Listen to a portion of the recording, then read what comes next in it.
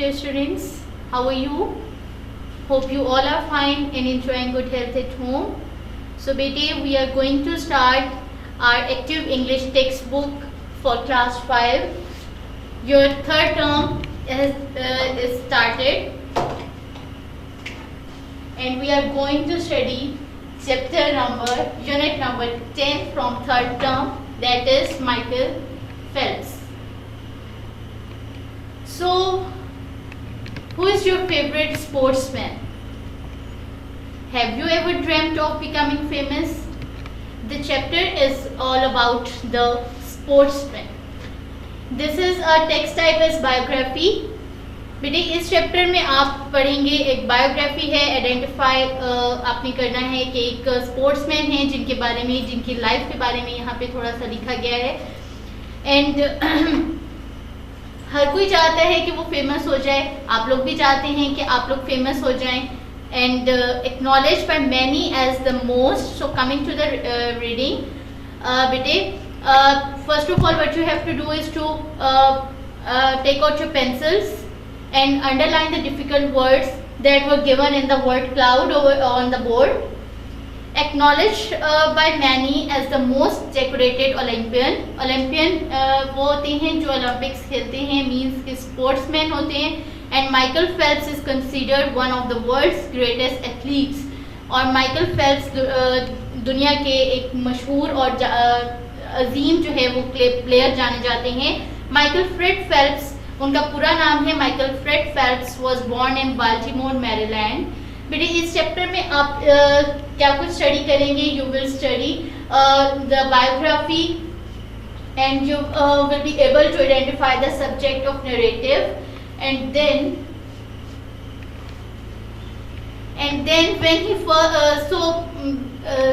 उनकी लाइफ के बारे में थोड़ा सा डिस्कस किया गया है. Was born in Baltimore Maryland on June 30, 1985.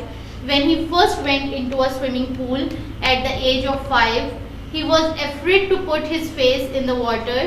He took up swimming after seeing his sister's swimming accomplishments. He began swimming competitively when he was 7 years old. तो basically he was a swimmer. वो उन्हें तैराकी जो है वो पसंद थी. So when Phelps was 15, जब वो और उन्होंने ये शौक जो है, उन्हें ये शौक था स्विमिंग करने का, और उन्होंने ये कब से स्टार्ट किया? जब वो 7 साल के थे. लेकिन जब वो 15 इयर्स ओल्ड हुए, he became one of the youngest swimmers to qualify for the US Olympic team. और वो सबसे छोटे जो है यंगेस्ट स्विमर जो हैं वो बन गए, और जो कि क्वालिफाई कर चुके थे US Olympic team. Later that year he became the youngest man to set a world swimming record. At 16 he signed a contract with Speedo. और उन्होंने 16 इयर्स की एज में मतलब 16 साल के जब वो थे, तो उन्होंने एक कॉन्ट्रैक्ट साइन किया स्पीडो के साथ. एंड ही वॉन, और उन्होंने जीते बहुत सारे medals and set additional records. His reputation as an outstanding swimmer grew.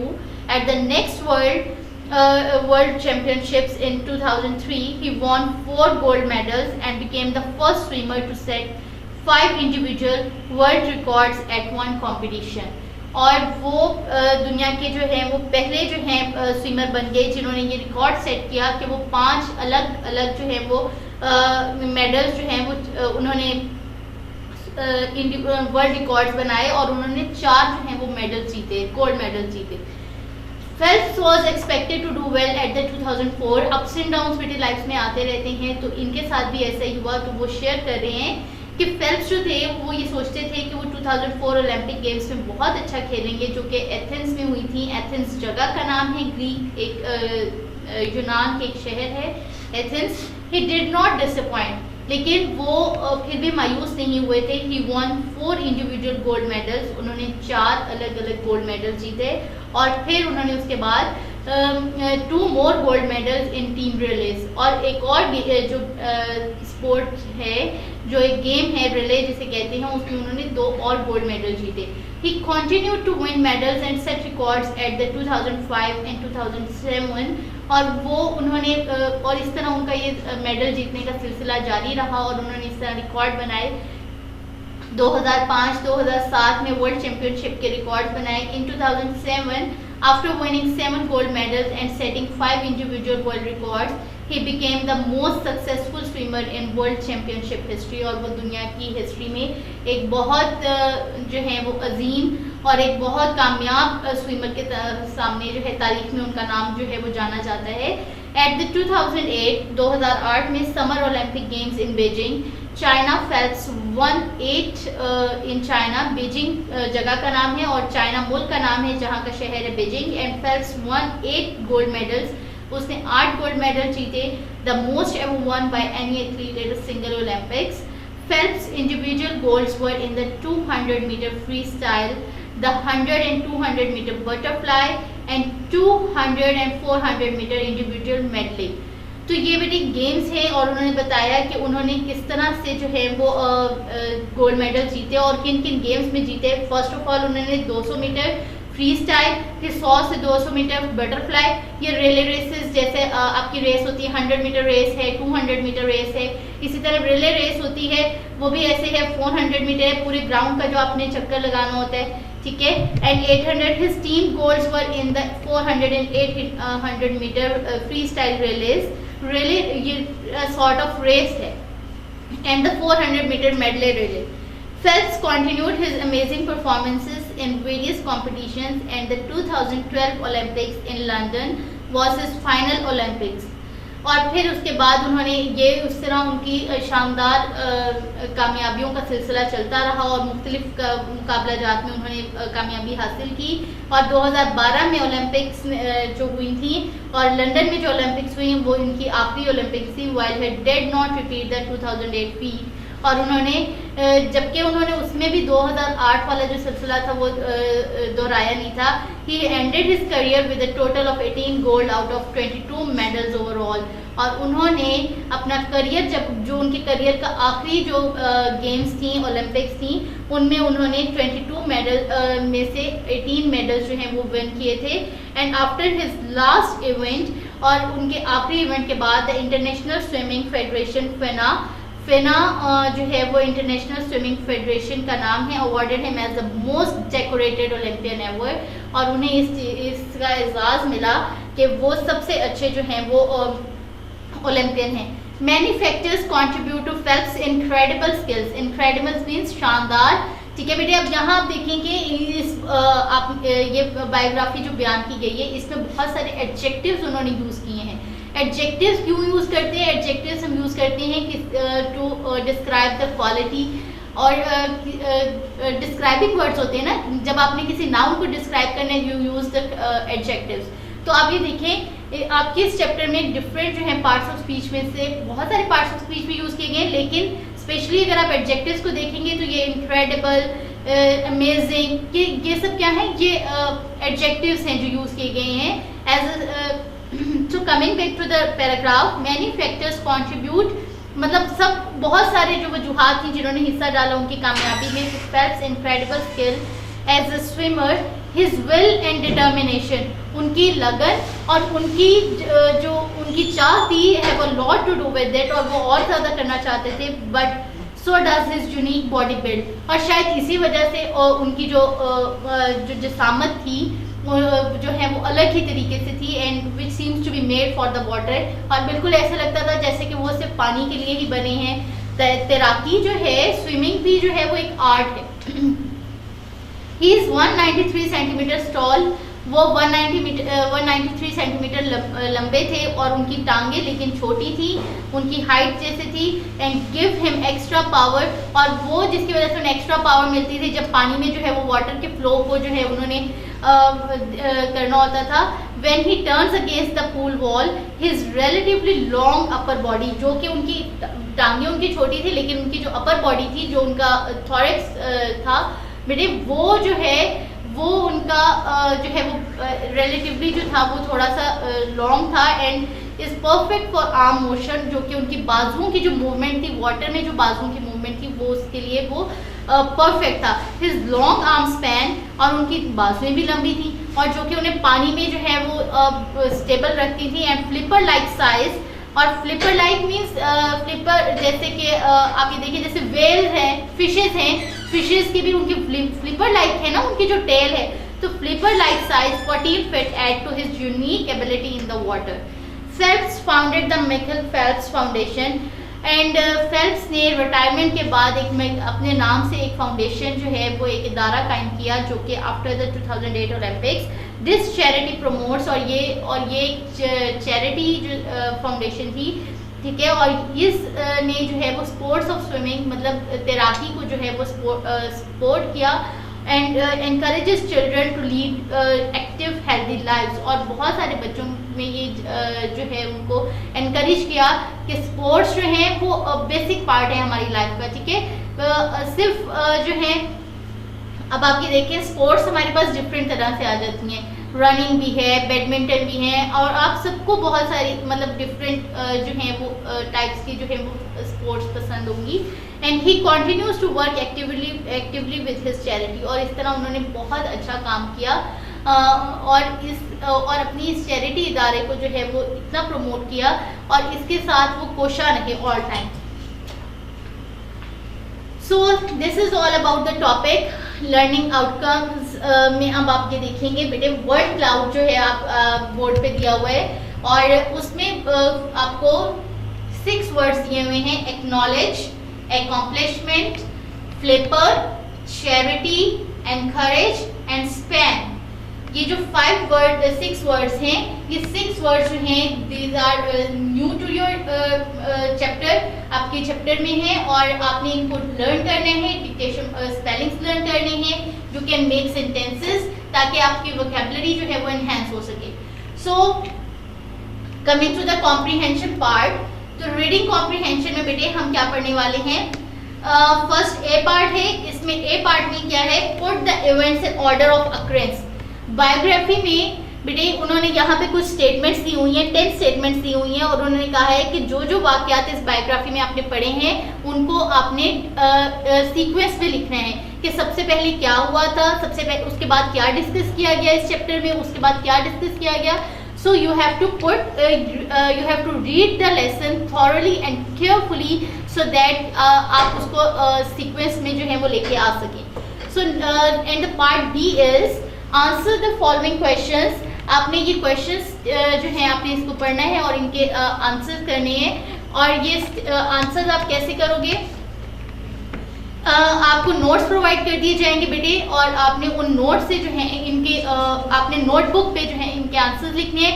आपको सिनोनिम्स, आपको एंटोनिम्स और क्वेश्चन आंसर्स प्रोवाइड किए जाएंगे थ्रू नोट्स, और जो वर्क पेजेस के बेटे सॉल्व करने वाले हैं जो कि ये वर्क पेजेस हैं, पेज नंबर 120 से 122 तक वर्क पेजेस जो हैं वो आपने बुक पे ही सॉल्व करने हैं। ये क्वेश्चन आंसर्स, सिनोनिम्स, एंटोनिम्स, जो वोकैबुलरी है, डिक्टेशन है, ये आपने नोटबुक पे सॉल्व करनी है और ये आपने बुक पे सॉल्व करने हैं work pages. So coming to the vocabulary portion जो कि दैट इज लर्निंग आउटकम्स में आपका ये पॉइंट भी है, identify and use the suffix ISM to form verbs. So वो यूज द सफिक्स, हम सफिक्स क्यों यूज करते हैं, सफिक्स मीन्स कि आप एक नाउन है उसके बाद आप एक जो है एक वर्ड लगाते हैं ताकि उसका मीनिंग एंड और फिर उसका मीनिंग चेंज हो जाता है। तो suffix ISM to form noun that describe believes और बिहेवियर। ISM जिन नाउन्स के साथ हम लगा देते हैं इसका मतलब कि ये आपको क्या शो करते हैं, ये कि ये एक तरह से आपका रवैया और एक तरह से आपका अकीदा जो है वो जाहिर करते हैं। आपकी बुक में कुछ एग्जांपल्स दी हुई हैं, नाउन्स के साथ उन्होंने ISM लगाया हुआ है, दैट इज क्रिटिक। क्रिटिक जो है वो है आपने उसमें किसी चीज में कुछ खामियां निकाली हो, criticism an act of commenting और finding faults. Next is absenteeism, absentee मतलब प्रेजेंट नहीं है और absenteeism the practice of not being present मतलब वो काफी अरसे से जो है वो प्रेजेंट नहीं है। ऑर्गन जो है वो सेपरेट एक नाउन है, इसके साथ आपको रेड कलर में जो है ISM लिखा हुआ है, दैट इज, और फिर वो वर्ड न्यू वर्ड क्या बन गया, ऑर्गेनिज्म। ऑर्गन क्या है, अब पार्ट ऑफ योर बॉडी, और ऑर्गेनिज्म क्या है कि एक पूरा जानदार है जिसमें डिफरेंट जो है वो ऑर्गन्स वर्क कर रहे हैं। टेरर मीन्स दहशत फैलाना और टेररिज्म दहशत गर्दी। and the use of violence to gain submission. Plagiarism, the act of taking others' ideas or words as one's own, means कि आप जो हैं अपने किसी और के आइडियाज को ऐसे शो करेंगे जैसे वो आपके अपने आइडियाज हैं. Realism, showing things as they really are. Real means असल हालत में, realism आप वो चीजें ऐसे दिखा रहे हो जैसे वो उनकी असल हालत में है, कि मीन्स कि ये चीजें चल रही हैं. ठीक है, बिहेवियर मीन्स रवैया, और काफी अरसे से ये सब चल रहा है. Magnet, magnetism, the power to attract. Magnet क्या है? मैग्नेट मकनातीस, और मैग्नेटिज्म कि उसकी वो ताकत कि वो दूसरी चीजों को अपनी तरफ अट्रैक्ट कर सके. Correct form nouns from the table above. अब यहाँ पे जो नाउन्स दिए गए हैं, जो नाउन्स बन गए हैं, इनको आपने जो है इन फिलिंग द ब्लैंक्स में ऐड करना है. Next portion is the grammar portion. ये था बेटे आपकी वोकेबलरी से, ये वर्ड्स भी आपकी वोकेबलरी को एनहेंस कर रहे हैं. Next portion is from the grammar portion, and grammar is about the conditional sentences. Conditional sentences बेटे तीन तरह से होते हैं. First conditional sentence, second type से बेटे इनकी. First conditional sentence, second conditional sentence and third conditional sentence. First conditional sentence क्या होता है कि ये सेंटेंस क्या एक्सप्रेस करता है? To express a situation that is always true. हम इसको इस्तेमाल करते हैं फर्स्ट कंडीशनल सेंटेंस को जब हमने ये बताना हो कि जो सिचुएशन है वो हमेशा सही है, मतलब दैट इज ऑलवेज राइट. तो कंडीशनल सेंटेंस के दो पार्ट्स होते हैं, दो क्लॉजेज होते हैं. फर्स्ट इज द इफ, मतलब डिपेंडेंट होता है एक जो है वो दूसरे पे. अब इफ जो है हम यूज करते हैं इफ क्लॉज, और दूसरा होता है मेन क्लॉज कि जिसके बारे में आप बात कर रहे हैं. ठीक है, वो use conditional sentence to show a cause and effect relationship. It is made up of an if clause और मेन क्लॉज. किस चीज से बने होते हैं? If clause. दो पार्ट होते हैं कंडीशनल सेंटेंस में, जिसमें पहले पार्ट में इफ आर होता है और दूसरा पार्ट जो है वो मेन क्लॉज है. तो फर्स्ट कंडीशनल सेंटेंस में हम कौन सा वर्ब यूज करते हैं? We use form of verb simple present tense in both clauses. हम सिंपल प्रेजेंट टेंस दोनों क्लॉजेस में यूज करते हैं. जैसे कि मैं आपको एक एग्जांपल देती हूँ. If it rains the river floods.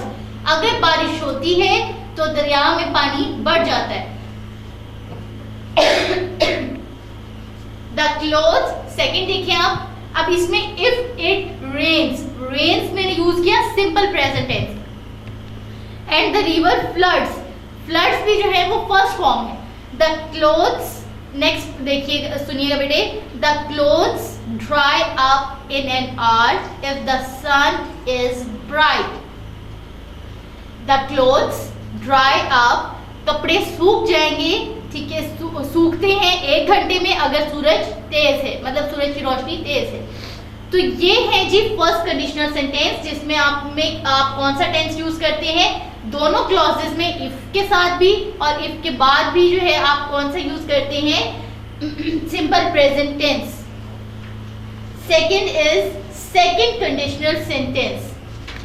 Second conditional sentence में आप क्या यूज करते हैं? इसी तरह कंडीशनल सेंटेंसेस की मैं फिर रिपीट कर रही हूँ बेटे. दो पार्ट्स होते हैं, दो क्लॉजेस होते हैं, इफ क्लॉज और मेन क्लॉज. तो सेकंड कंडीशनल सेंटेंस में हम यूज करते हैं फर्स्ट वन में इफ क्लॉज के साथ यूज करते हैं सिंपल पास्ट, और जो मेन क्लॉज होता है उसमें हम यूज करते हैं वुड और वर, कि अगर ऐसा हो चुका होता तो ऐसा होता. ठीक है, टू टॉक अबाउट. अब हम सेकंड कंडीशनल सेंटेंसेस कहाँ यूज करते हैं? हम वहां उन जगहों पे यूज करते हैं जहां पे हमने ये बात इमेजिनरी करनी होती है. ठीक है, imaginary situation that is unlikely to happen, मतलब जो कि होना नहीं होता लेकिन हम ऐसे सोचते हैं अगर ऐसा हुआ होता तो ये हो जाता. ठीक है, और इसमें हम सिंपल पास्ट टेंस यूज करते हैं इफ क्लॉज में, और वुड के साथ हम वर्ब यूज करते हैं मेन क्लॉज में. ठीक है, now coming to the third conditional sentence, that is आपकी बुक में जो पेज नंबर 121 पे डिस्कस किया गया है. Third conditional sentence, we use the third conditional sentence जब हमने to express a situation in the past that could have happened, जो कि होनी होती है लेकिन वो काम हुआ नहीं होता, तो ये है आपका थर्ड कंडीशनल सेंटेंस, ठीक है। और इसमें आप क्या यूज करते हो, थर्ड कंडीशनल सेंटेंस में आप यूज करते हो पास्ट परफेक्ट टेंस। कौन सा टेंस यूज करते हैं, पास्ट परफेक्ट टेंस यूज करते हैं आप, और उसके साथ आप यूज करते हैं वुड हैव और third form of verb past participle in main clause.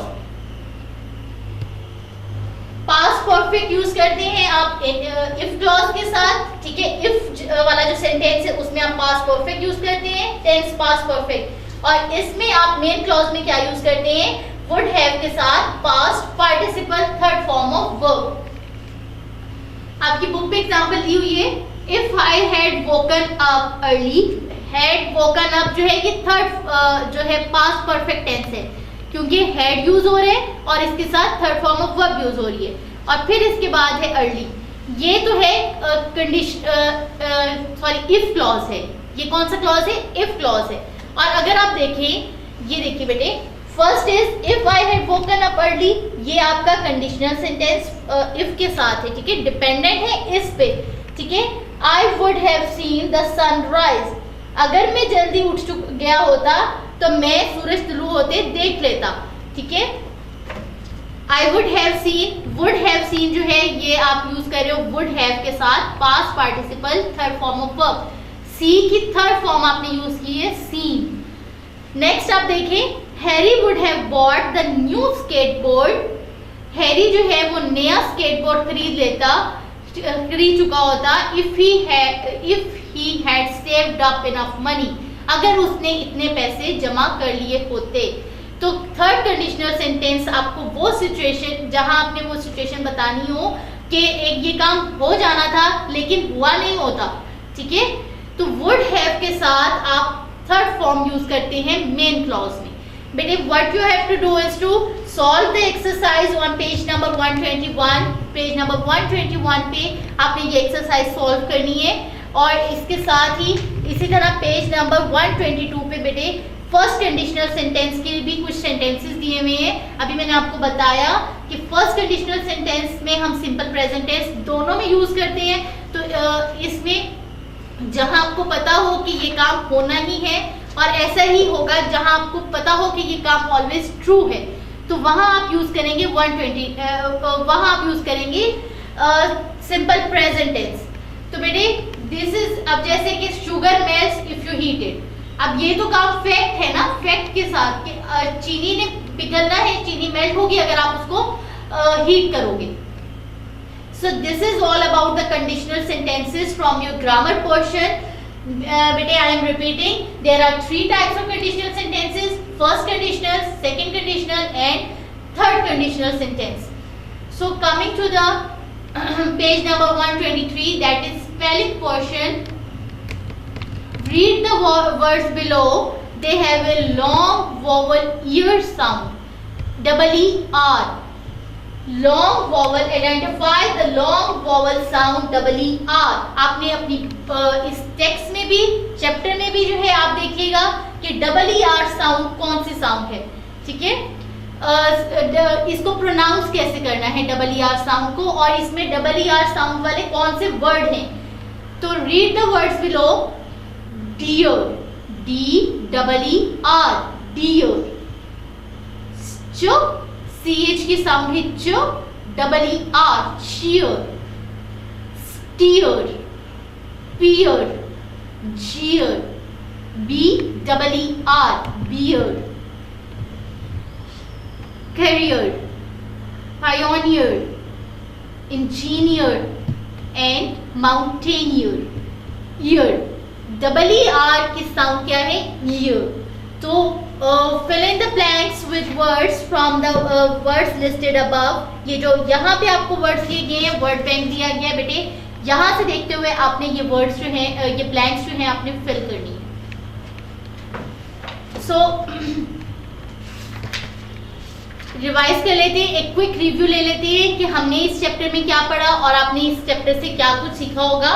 तो learning outcomes is read and understand a biography, identify the subject of narrative, आपको जो स्टोरी बताई गई है ये किस बारे में थी? ये एक स्पोर्ट्समैन के बारे में थी, एक एथलीट के बारे में थी, ठीक है। Recall the timeline of biography, आपका कॉम्प्रिहेंशन एक्सरसाइज में जो पार्ट ए है उसमें आपने रिकॉल करना है टाइमलाइन ऑफ बायोग्राफी, आपने उनको सीक्वेंस में लिखना था। Identify and use the suffix ism to form verbs और identify and understand the use of third conditional, ठीक है। थर्ड कंडीशनल सेंटेंसेस जो हैं इनका यूज भी, और इनको आपको पता होना चाहिए कि कौन से टेंस हम यूज करते हैं कंडीशनल सेंटेंसेस में। And last one is identify the long vowel sound ear. So बेटे, coming to the diary, unit number 10, read plus understand. आपने रीडिंग करनी है, थॉरोली रीडिंग करनी है। Underline the dictation words plus learn and write all the skills, work pages and question answers on notebook. Work pages बेटे book पे solve करने हैं, book का वर्क बुक पे, एंड क्वेश्चन आंसर्स आपने नोटबुक पे सॉल्व करनी है। So this is all about today's lecture बेटे। This lecture is recorded and will be available on the YouTube channel of Garrison School System. So like the Facebook page of Garrison School System and also subscribe the YouTube channel of the Garrison School System. Notes will be updated on your and uploaded on your WhatsApp number. Thank you very much. Take care. Allah Hafiz.